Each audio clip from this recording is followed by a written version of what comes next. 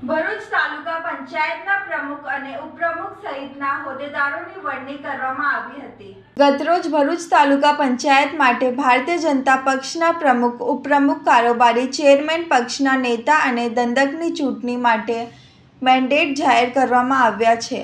જે બાદ આજરોજ તાલુકા પંચાયત કચેરી ખાતે સામાન્ય સભા મળી હતી, જેમાં પ્રમુખ તરીકે હેમાક્ષીબેન ગૌરંગકુમાર પટેલ, ઉપપ્રમુખ તરીકે લક્ષ્મીબેન કાલિદાસ ટંડેલ, કારોબારી ચેરમેન તરીકે માર્મિક ગૌતમભાઈ પટેલ, પક્ષના નેતા તરીકે રાકેશભાઈ સરવણભાઈ ગોહિલ અને વિરેન્દ્રસિંહ મહેન્દ્રસિંહ રાજદંડક તરીકે વરણી કરવામાં આવી હતી। નમસ્તે, મારું નામ હેમાક્ષી ગૌરંગભાઈ પટેલ છે।